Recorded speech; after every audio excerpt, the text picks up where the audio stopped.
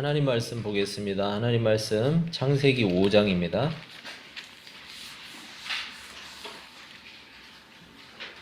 창세기 5장 5절에서 32절까지.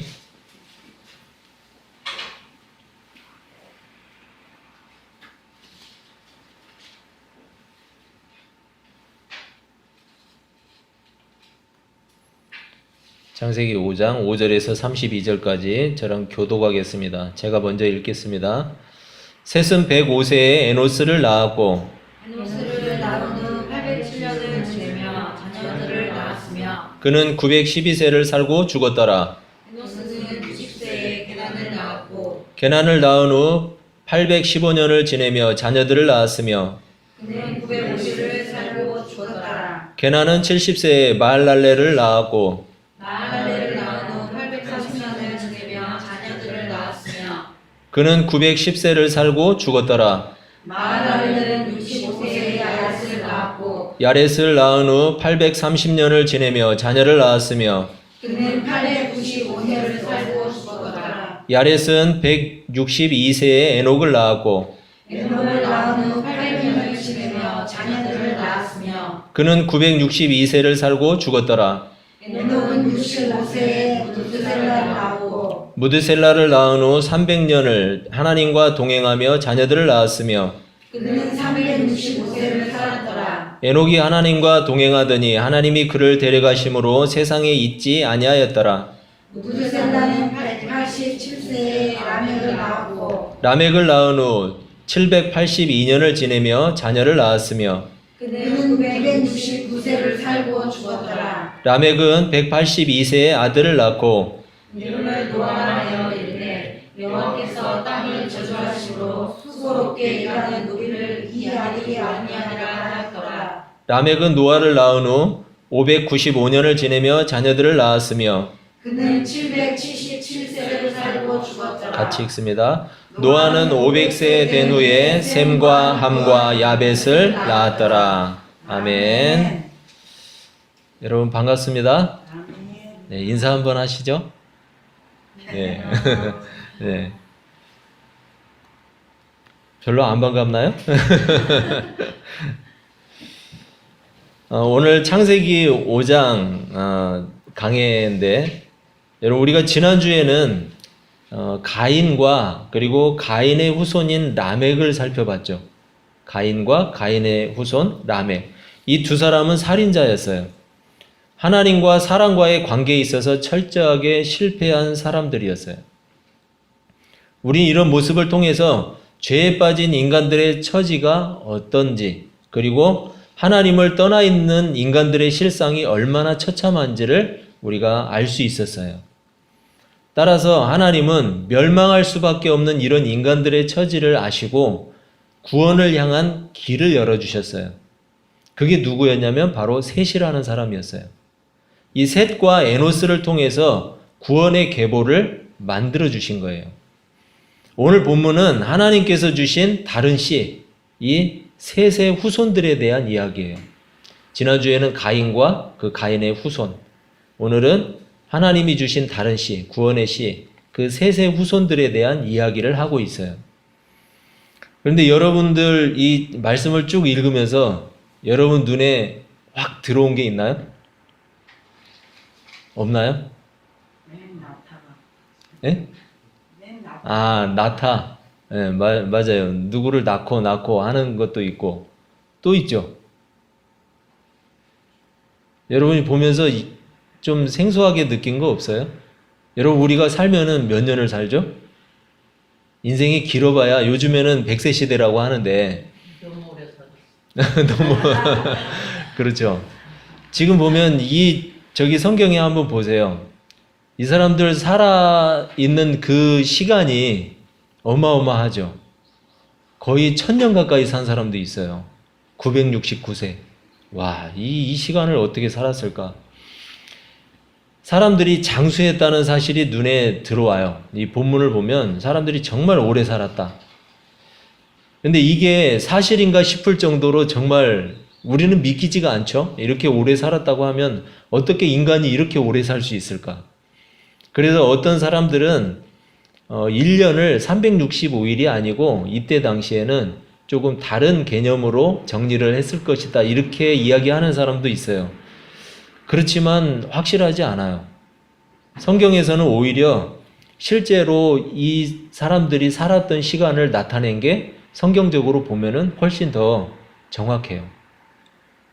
그러니까 실제로 수명이 길었다고 생각하는 게 맞는 거죠. 어찌됐든 중요한 사실은 뭐냐면 우리가 가인의 자손들을 통해서도 알게 된 사실이지만 사람의 실패에도 불구하고 하나님은 창세기 1장 28절에서 선포하신 하나님의 명령을 끊임없이 이어가고 있다는 사실이에요. 하나님은 생육하고 번성하고 땅에 충만하라는 이 명령, 이것을 인간들을 통해서 인간들이 죄악에 빠졌든지 아니면 오래 살든지 적게 살든지 계속해서 이어가고 있어요. 하나님이 한번 하신 말씀이 그대로 이루어지고 있는 거죠. 여러분, 이 명령은 지금 우리가 살고 있는 이 세상에도 끊임없이 적용되어서 나타나고 있어요. 하나님이 사람들에게 바라셨던 것은 인간들의 번영과 행복이에요. 사람을 이 땅에 두신 이유가 번영하고 그리고 행복하기를 바라신 거예요. 그래서 하나님을 대신해서 이 땅에 있는 피조물들을 다스릴 수 있는 대리 통치권을 주셨죠. 사람에게. 그리고 모든 피조물과의 관계에 있어서 선한 영향력을 끼치도록 하나님이 만들어 두셨어요. 그런데 인간의 범죄가 이런 하나님의 질서를 깨뜨려 버린 거예요. 지금 우리가 살고 있는 시대는 여러분 한번 생각해 보세요. 내 생각 속에 있는 것들은 다 이미 만들어졌어요. 내 생각 속에 있는 것들이 다 현실로 이루어지고 있어요. 그런 세상에 우리가 살고 있어요. 옛날에는 영화에서나 나오던 것들이 지금은 완전히 다 이루어지고 있어요. 다 이루어졌어요. 오히려 더 앞서가고 있어요. 이렇게 초과학의 시대를 우리는 살고 있어요. 이런 인류의 발전을 통해서 하나님의 선하신 뜻과 창조 질서를 잘 세워가면 얼마나 좋을까요? 하지만 사람들은 오히려 창조 질서를 해치고 무너뜨리는 일에 더 적극적이에요. 지금 세상을 보면. 과학의 발전으로 사람들은 더 교만해졌어요. 우주 시대가 열리고 우주 왕복선이 왔다 갔다 하니까 그걸 보면서 사람들은 뭐라고 하냐면 하나님은 없다. 우리가 우주에 나가봤더니 아무것도 없더라. 이렇게 이야기를 해요. 세상은 강한 나라가 마치 하나님처럼 세상을 통치하려고 해요. 강한 나라가 약한 나라들 다 통치해버리잖아요. 사회도 마찬가지로 강한 자들이 약자들의 하나님이 되려고 해요. 갑과 을의 시대잖아요. 그죠? 갑은 무조건 지배하잖아요. 억압하잖아요. 그게 하나님이 아니고 뭐예요? 자기가 하나님 되려고 하는 거죠. 지난주에 보았던 가인의 후손 라멕이라는 사람이 기억나시죠? 사람을 죽이고도 자랑스럽게 자신의 힘을 자랑하던 라멕. 이 사람은 하나님을 전혀 두려워하지 않는 그런 죄에 빠진 인간의 어리석음을 보여주는 거예요. 여러분, 인간이 우주에서 발견한 최대 행성이 있어요. 행성을 많이 발견했죠? 지금도 끊임없이 발견되고 있는데 그 최대 행성이 VY 행성이라는 건데 그 행성의 크기가 어떻게 되냐면 여러분 우리 이 원을 보면 직경이라는 게 있죠. 이쪽에서 이쪽까지 직경이라는 게 있는데 이 직경이 28억 킬로미터. 피부에 와 닿나요? 별로 안 와닿죠. 28억 킬로미터 하면은 우리에게는 마치 100억, 1000억 이런 것과 비슷해요. 여러분 더 실감나게 해드리면 시속 900km로 날아가는 비행기가 있어요. 시속 900km로 날아가는 이 비행기가 이 행성을 한 바퀴 도는데 걸리는 시간이 1100년이에요. 여러분 그러면은 이 행성이 얼마나 거대한지를 알 수 있죠. 인간이 지금 지구에서 발견한 행성 중에 가장 큰 행성이 바로 VY 행성이라는 건데 그 행성 크기가 그만해요. 여러분 상상이나 돼요? 안 되죠. 그게 어디 있냐? 우리 지구가 속해 있는 이 은하계에 존재하는 행성이에요. 지구를 한번 생각해 보세요. 여러분, 지구는 거기에 비하면, 여러분, 우리 뭐 지구 한 바퀴 도는데 우리는 오래 걸리지만 얼마 걸리지 않죠. 그런데 그 행성을 한 바퀴 도는데 시속 900km로 날아가는 이 비행기를 타고 1100년을 가야 된대요. 여러분, 우리 살아서는 못 가잖아요.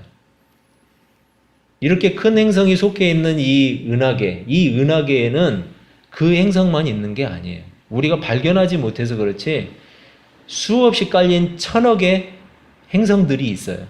그 1000억의 행성들로 형성된 게 은하계라는 거예요. 이 은하계로 이루어져 있는데, 그런데 이 우주는 이 1000억의 행성으로 이루어진 은하계가 또 1000억이에요. 이 은하계만 존재하는 게 아니에요. 우주에는 은하계를 벗어나서 또 다른 은하계가 있다고요. 또 다른 은하들이 있다고요. 이게 바로 1000억이라고요. 그럼 여러분, 이 우주가 얼마나 어마어마한지 상상을 할 수가 없죠, 인간으로서는. 그 중에 지구라는 것은 먼지와도 같은 존재예요, 먼지. 그러면 그 지구에서 살고 있는 우리는 먼지도 아니죠. 존재라고도 할 수가 없는 존재죠.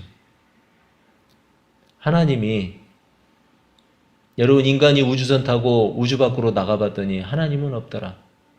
이 얼마나 어리석은 일이에요. 하나님이 크기로 가늠이 되시는 분인가요? 절대 그렇지 않아요. 여러분, 그런데 존재라고도 할 수 없는 우리 인간, 그 미세한 존재, 그 존재를 하나님이 사랑하세요. 하나님이 지으셨어요.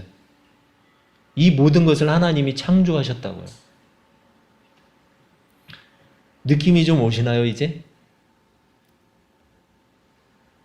여러분, 우주가 저절로 생겨났다고 하는 사람들 우습죠? 이런 우주가 저절로 생겨났다고 하는 게. 셋의 자손들이 아무리 오래 살았어도, 셋의 자손들 보세요. 900세, 800세 넘어서 산 사람들이 수두룩하죠. 이렇게 셋의 자손들이 아무리 오래 살았어도, 또 무드셀라라는 사람은 969년을 살았어요. 이렇게 살았어도 본문에서 반복적으로 하는 표현이 있어요. 그게 뭐냐? 죽었더라, 죽었더라, 죽었더라. 그게 뭐죠? 결국 사람은 죽는다는 거예요. 사람은 죽어요. 여러분, 이 사실을 통해서 창세기 2장 17절의 말씀은 반드시 이루어진다는 것을 말하고 있는 거예요. 창세기 2장 17절에서는 하나님이 그러셨어요. 너희는 네가 그 나무의 열매를 먹는 날에는 네가 반드시 죽으리라. 이 말씀이 이루어지고 있어요. 아무리 오래 살아도, 아무리 오래 산 인간도 이 거대한 우주를 이해할 수 없어요. 우리는 사람이 이 땅에서 영원할 수 없다는 사실을 반드시 기억해야 돼요. 생육하고 번성했던 셋의 자손들이 아무리 경건한 후손들일지라도, 그리고 우리들이 상상하기도 어려운 긴 시간을 살았던 사람들일지라도 결국은 죽었다는 거예요. 우리 인생은 결국 이렇게 허무하고 비참하게 마감될 수밖에 없는 운명에 놓여 있어요. 이것이 바로 죄의 대가이기 때문이에요. 그런데 오늘 본문 5장 24절을 보면 셋의 후손 중에 어떤 사람이 나오죠? 에녹이라는 사람이 나와요. 이 에녹이라는 사람이 있는데, 에녹에 대해서 성경은 이렇게 말하고 있어요. 에녹이 하나님과 동행하더니 하나님이 그를 데려가심으로 세상에 있지 아니하였더라. 여러분, 이것을 보면서 무엇을 보시죠? 아, 이 사람이 죽지 않고 엘리야와 같이 하늘로 올라갔구나. 여러분, 이걸 생각하시겠죠? 어떤 사람들은 이 표현이 죽음에 대한 또 다른 표현이라고, 완곡된 표현이라고 이야기를 하는 사람도 있어요. 그렇지만 그 사람은 히브리서 11장 5절을 모르는 사람이에요. 히브리서 11장 5절에 따르면 에녹은 죽음을 보지 않고 하나님께로 갔다고 이야기하고 있어요. 히브리서 11장 5절을 보고 계시죠? 여러분, 믿음으로 에녹은 죽음을 보지 않고 옮겨졌으니 하나님이 그를 옮기심으로 다시 보이지 아니하였느니라. 죽음을 보지 않았다고 이야기하고 있어요. 우리는 셋의 후손을 통해서 그들이 아무리 장수했을지라도 결국은 죽을 수밖에 없다는 사실을 봤어요. 그런데 왜 하나님은 에녹이라는 사람을 죽음이 없이 그냥 데려가셨을까요? 하나님이 에녹만 특별히 예뻐하셨을까요? 그랬을 수도 있죠. 하나님은 에녹을 통해서 우리에게 말씀하고 싶은 게 있으신 거예요. 죄로 인해서 허무하고 비참하게 끝날 수밖에 없는 인생들에게 하나님은 소망을 주신 거예요. 어떤 소망을 주셨느냐?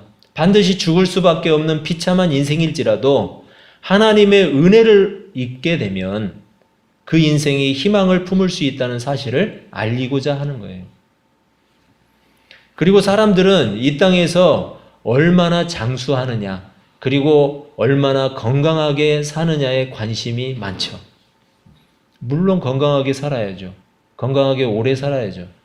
하지만 그것보다 이 땅에서 어떻게 살아가느냐, 그리고 어떤 죽음을 맞이하느냐가 더 중요하다는 사실을 하나님은 강조하고 있는 거예요. 그 표본으로 본문에서는 에녹을 제시하고 있어요. 죄로 인한 인간의 죽음은 세 가지로 나눌 수 있어요. 죄로 인한 인간의 죽음. 첫째로 영적인 죽음이에요. 영적인 죽음. 이 죽음은 하나님과 함께 있던 인간들이 하나님으로부터 떠나버린 상태, 하나님과 관계가 단절된 상태, 끊어진 상태. 여러분, 그게 언제 이루어졌죠? 아담과 하와가 에덴에서 쫓겨났을 때 하나님과 단절이 이루어졌죠. 이게 바로 영적인 죽음이에요. 그러니까 아담과 하와가 지은 죄가 왜 나하고 무슨 상관이 있는데? 라고 고개를 치켜들면서 따지는 사람들이 있죠. 여러분, 아담과 하와는 태초의 조상이에요. 이들이 하나님과의 관계가 이미 끊어진 상태에서 쫓겨났어요. 그들을 통해서 나온 후손들이 하나님과 관계가 연결될 수 있나요? 없죠. 그렇기 때문에 아담과 하와를 통해서 나온 모든 후손들은 다 원죄를 가지고 태어난 죄인인 거예요. 그러니까 이제는 따지지 마세요. 하나님한테. 바로 모든 인간은 이런 영적 죽음에 빠져 있어요. 그리고 둘째로 육신의 죽음이 있어요. 육신의 죽음. 이것은 영혼과 육신이 분리되는 거예요. 네, 영혼과 육신이 분리되는 죽음. 여러분, 이 죽음은 누구한테나 찾아오죠. 누구한테나 우리의 이 땅의 삶을 다 살고 나면 이제 마감하는 시간이 오는데 그때가 되면 우리의 영혼과 육신이 분리가 되죠. 그래서 육신이 죽어서 어디로? 흙으로 다시 돌아가는 거예요. 왜? 육신은 흙에서 왔으니까 다시 돌아가는 거예요. 그래서 육신의 죽음을 피할 사람은 이 땅에 아무도 없어요. 육신의 죽음은 누구한테나 찾아와요. 그리고 마지막으로 또 하나의 죽음이 있는데 그것은 바로 영원한 죽음이에요. 영원한 죽음. 만일 죄의 문제가 해결된 영혼이라면 육신의 죽음을 통해서 하나님께로 가게 되기 때문에, 생명이신 하나님께로 연합하기 때문에 관계가 없어요. 하나님과의 관계가 회복되고 함께하는 것이 가능해지는 거예요. 그때는. 그렇게 영원히 살아가는 곳을 우리가 두 글자로 뭐라고 하죠? 천국이라고 하는 거예요. 죄의 문제가 이 땅에서 해결되었을 때, 그랬을 때 갈 수 있는 게 바로 천국이에요. 여러분, 하지만 죄의 문제가 해결되지 않은 영혼이라면 하나님과 함께 할 수가 없어요. 하나님과의 단절은 계속되는 거예요. 영적으로 죽어버린 하나님과의 단절이 죄의 문제가 해결되지 않으면 계속 지속된다는 사실이에요. 우리의 육신과 영혼이 분리된 상태에서도. 그러면 그 사람은 죄에 따른 영원한 심판을 받게 돼요. 그래서 그 심판의 결과로 가게 되는 곳이 바로 지옥이라는 곳이에요. 요한계시록에서는 이 지옥을 불못이라고 이야기를 하고 있어요. 불못이라고 표현을 하고 있어요. 이게 바로 지옥이에요. 그게 어떤 사람이 간다고요? 죄의 문제가 해결되지 않은 사람. 바로 이렇게 세 가지의 죽음으로 인간의 죽음을 나눌 수가 있어요. 죄의 대가는 죽음이기 때문에 우리의 육신과 영혼은 모두 죽음을 당해야 되는 거예요. 따라서 육신의 죽음은 그 자체로 죄의 해결이라고 볼 수가 있어요. 왜냐하면 우리 육신은 죄로 인해서 죽는다고 했으니까 죽어서 흙으로 돌아가니까 해결이 되는 거예요. 그런데 여러분 남은 게 있죠. 영혼. 우리의 영혼의 죄의 문제는 어떻게 해결할 거예요?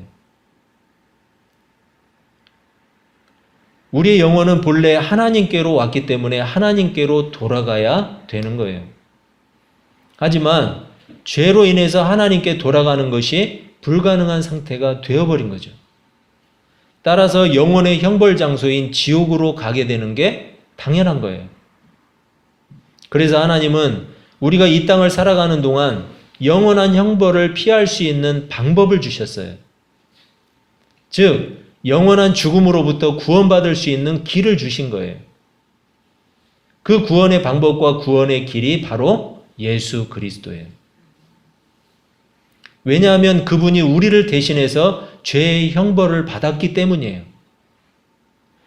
이사야서 53장 5절 말씀인데 우리 같이 한번 읽어보겠습니다. 앞에 시작. 그가 찔림은 우리의 허물 때문이요 그가 상함은 우리의 죄악 때문이라. 그가 징계를 받음으로 우리는 평화를 누리고 그가 채찍에 맞음으로 우리는 나음을 받았도다. 베드로전서 2장 24절 시작. 친히 나무에 달려 그 몸으로 우리 죄를 담당하셨으니 이는 우리로 죄에 대하여 죽고 의에 대하여 살게 하려 하심이라. 그가 채찍에 맞음으로 너희는 나음을 얻었나니. 아멘.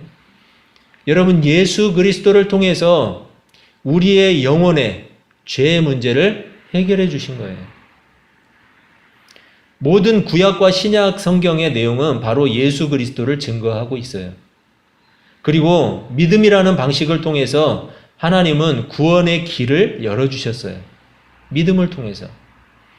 하나님과 동행하였던 에녹이 죽음을 보지 않았다는 것은 그 자체가 구원이에요. 그렇죠? 그 자체가 구원이에요. 셋의 자손들에게도 어김없이 찾아온 죄의 대가가 있어요. 그게 뭐였어요? 죽었더라, 죽었더라, 죽었더라. 이게 바로 죄의 대가예요. 이러한 죽음의 연속 가운데서도 사람에게 구원을 주고자 하시는 하나님의 마음을 바로 에녹이라는 사람에게 심어두신 거예요. 우리가 앞서 보았던 히브리서 11장 5절의 뒷부분을 보면 에녹은 하나님을 기쁘시게 하는 사람이었다는 것을 알 수 있어요. 아까 우리가 읽은 11장 5절 그 뒷부분에 이렇게 나와 있어요. 그는 옮겨지기 전에 하나님을 기쁘시게 하는 자라 하는 증거를 받았느니라. 그리고 에녹이 하나님을 기쁘시게 할 수 있었던 이유는 오늘 본문에 나와 있어요. 본문 22절, 24절을 보면 22절에 이렇게 말씀해요. 무드셀라를 낳은 후 300년을 하나님과 동행하며 자녀들을 낳았으며 24절 에녹이 하나님과 동행하더니 하나님이 그를 데려가심으로 세상에 있지 아니하였더라. 여러분, 에녹이 하나님과 동행한 사람이었다는 사실을 말하고 있어요. 죄로 인해서 반드시 죽어야 할 인생이 죽음을 보지 않았다는 것은 얼마나 큰 행복이에요. 그렇죠? 여러분, 우리 중에도 죽음을 보지 않고 하나님이 데려가시는 사람이 있다면 얼마나 부럽겠어요. 그렇죠? 죽음이 인간에게 가져다주는 공포가 얼마나 커요. 그게 바로 죄의 대가예요. 어쩔 수 없죠. 그렇지만 하나님이 우리에게 그 죽음이 단지 무서움으로 공포로 끝나지 않게 하신 이유는 우리에게 죽음 이후에 구원이 있기 때문이에요. 거기에 소망을 두고 사는 거예요. 하나님과 동행하는 사람이었기 때문에 그 큰 행복의 주인공이 되었어요. 누가요? 에녹이. 저와 여러분은 본래 영원한 죽음에 이를 수밖에 없는 존재들이에요. 그렇죠? 인정 안 하시나요? 맞죠? 그런데 이제 우리는 예수 그리스도로 말미암아서 그 영원한 죽음을 보지 않아도 되는 사람들이 되었어요. 그것도 맞죠? 네, 맞아요.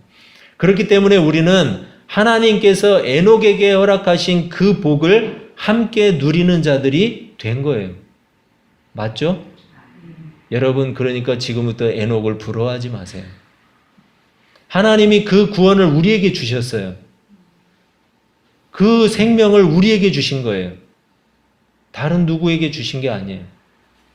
다시 말해서 죽음을 보지 않고 하나님께 돌아간 에녹의 모습은 바로 구원의 자리에 서 있는 우리들을 대표하고 있다는 사실이에요. 이제 부러워하지 않으셔도 돼요. 우리는 지난주에 가인의 후손인 라멕이라는 사람을 보았어요. 이 사람은 살인자였어요. 마치 악의 화신과도 같은 사람이었어요. 그런데 오늘 본문을 보면 또 다른 라멕이 나와요. 여러분 발견하셨어요? 또 다른 라멕? 이 사람은 하나님이 주신 다른 씨, 즉 셋의 계보를 통해서 나온 인물인데 바로 이 라멕을 통해서 태어난 아들이 누구냐면 우리가 잘 알고 있는 노아라는 사람이에요. 또 다른 구원의 그림을 하나님이 주시고 계세요. 우리가 에녹이라는 사람을 통해서 구원을 우리에게 베풀어 주신 그 하나님의 은혜를 깨닫게 됐는데 하나님이 노아라는 사람을 보여주고 있어요. 여러분, 우리가 노아의 방주라고 하는 이름을 구원의 대명사로 부르죠. 노아의 방주 하면은 구원의 대명사잖아요. 마찬가지로 노아라는 이름을 떠올리면 하나님의 구원을 생각하게 돼요. 하나님은 창세기 5장을 통해서 커다란 구원의 밑그림을 그려주고 계시는 거예요. 우리에게. 죄에 빠진 인간들, 그리고 아무리 오래 살았지만 죽고 또 죽는 인간들, 이 가운데에서 하나님은 구원의 큰 그림을 우리에게 보여주고 있는 거예요. 그리고 우리가 구원에 합당한 삶이 무엇인지 그것도 하나님이 아울러서 보여주고 있어요. 우리는 에녹이 하나님과 동행하는 사람이었고 따라서 하나님을 기쁘시게 하는 사람이었다는 사실을 봤어요. 창세기 6장 9절을 보면 이런 말씀이 나와 있어요. 이것이 노아의 족본이라. 노아는 의인이요 당대의 완전한 자라. 그는 하나님과 동행하였으며 라고 기록하고 있어요. 여러분, 여기에도 나오죠? 동행하였으며. 도대체 하나님과 동행하였다는 것이 무슨 뜻인데 이렇게 동행했다는 말 가운데 구원의 밑그림을 그려주고 계실까? 노아 역시 하나님과 동행하는 사람이었다는 사실을 성경을 통해서 말하는데 한마디로 정리해보면 에녹과 노아는 구원의 은혜를 입은 사람들이었는데 이 두 사람의 공통점은 하나님과 동행했다는 사실이에요. 따라서 구원의 사람에게 나타나는 합당한 삶의 열매가 뭐느냐? 하나님과 동행하는 사람. 여러분, 하나님과 동행하는 사람들이 되시기를 바랍니다. 하나님의 백성이 믿음의 삶을 살아가는 것을 성경은 뭐라고 표현하느냐? 걷는 것으로 표현을 해요. 걷는 것. 즉 하나님과 깊은 관계를 이루면서 함께 걸어가는 것을 의미하는 거예요. 이스라엘 백성들은 애굽을 벗어나서 어디를 걸었죠? 광야의 길을 걸었어요. 죄송합니다. 저는 그 광야를 가봤어요. 가봤는데 거기를 한나절만 걸어가라고 하면 차라리 매 맞고 말지 걸어가기 싫어요. 얼마나 뜨거운지. 만약에 신발을 벗고 걸어간다 그러면 발바닥이 아마 화상을 입을 거예요. 그렇게 뜨거워요. 그런 곳을 걸어가야 돼요. 물론 해가 지고 밤에 걸어갔을 수도 있죠. 하나님이 오죽하면 구름 기둥으로 가려주셨을까요? 얼마나 뜨거우면. 하나님을 절대적으로 신뢰하지 않았다면 결코 걸어갈 수 없는 길이라는 거예요. 하나님을 신뢰했기 때문에, 모세를 통해서 보여주신 하나님을 끝까지 신뢰했기 때문에 이스라엘 백성들은 그 광야의 길을 걸어갈 수 있었어요. 걷다라는 단어는 히브리어로 할라크라고 해요. 할라크. 걷다.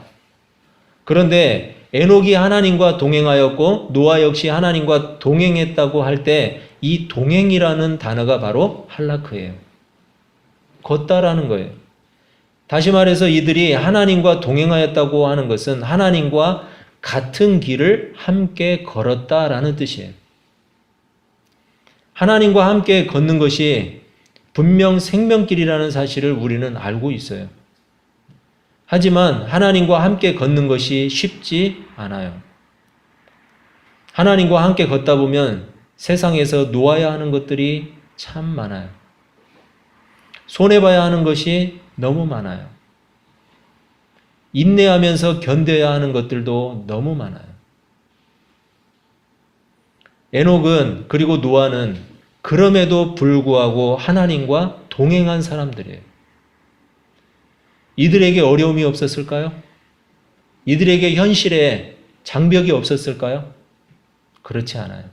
하나님과 동행하기 위해서는 세상에서 손해보고 놔야 되는 것들이 있어요. 그리고 내가 인내하고 참아야 되는 것들, 견뎌야 되는 것들이 많았을 거예요. 그럼에도 불구하고 에녹과 노아는 끝까지 하나님과 동행하는 사람이었어요. 믿음이란 그럼에도 불구하고 하나님과 동행하는 거예요. 바로 이 믿음이 하나님을 기쁘시게 하는 동행이라는 것이에요.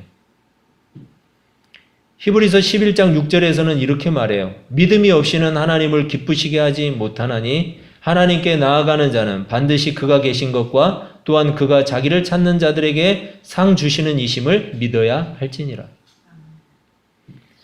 여러분, 부부간에 결혼을 할 때 여러분 뭘 하죠? 혼인서약이라는 걸 하죠. 이것을 두 글자로 줄이면 동행이라는 거예요. 그 내용이 이렇게 돼요. 기쁠 때나 슬플 때나 건강하거나 병들거나 부유하거나 가난하게 되는 모든 경우에 서로를 사랑하고 존중히 여기며 도와주고 보호하며 진실한 배우자로 부부의 정조를 지키기로 굳게 서약합니까? 앞으로 들어야 될 사람들이 있죠. 여러분, 어떤 경우에도 하나님이 부르시는 그날까지 서로의 동행을 멈추지 않을 것이고 버리지 않겠다는 약속이에요. 이게 부부 서약인데 성경은 예수 그리스도를 모든 믿는 자들의 신랑으로 묘사하고 있죠. 예수 그리스도는 우리 신랑이에요. 그래서 우리를 신부라고 표현하죠. 따라서 그분을 향한 믿음과 동행의 약속은 마치 혼인 서약과도 같은 거예요. 그래서 제가 이렇게 적어봤어요. 기쁠 때나 슬플 때나 건강하거나 병들거나 부유하거나 가난하게 되는 모든 경우에도 주님을 사랑하고 존중히 여기며 세상의 유혹과 조롱하는 소리에도 주의 순결한 신부로서의 정조를 지키기로 굳게 서약합니까? 여러분, 그렇게 서약하십니까? 아멘. 주님은 이미 우리와 동행을 언약하셨어요. 마태복음 28장 20절에서는 내가 너희에게 분부한 모든 것을 가르쳐 지키게 하라. 볼지어다 내가 세상 끝날까지 너희와 항상 함께 있으리라 하시니라. 주님은 이미 우리에게 동행을 선언하셨어요. 바로 임마누엘의 약속을 통해서 하나님은 언제나 항상 변함없이 신실하게 우리와 동행할 것을 굳게 서약하고 있어요. 우리는 영원한 죽음 속에서 건진받은 구원의 백성이에요. 그리고 하나님의 동행을 약속받은 언약의 백성이에요. 따라서 우리의 신부는 구원의 백성이고 언약의 백성이고 정결한 신부예요. 그게 우리 신분이에요. 그 신분에 합당한 삶의 방식이 바로 하나님과의 동행이에요. 여러분, 이 한 주간 살아갈 때 어떻게 사시겠어요? 그냥 나 혼자 사시겠어요? 아니면 하나님과 동행하시겠어요? 기쁠 때나 슬플 때나 건강하거나 병들거나 부유하거나 가난하게 되는 모든 경우에도 하나님과의 아름다운 동행을 결코 멈추지 않고 정결한 믿음의 신부답게 그렇게 사시기를 주님의 이름으로 축원합니다. 아멘. 기도하겠습니다.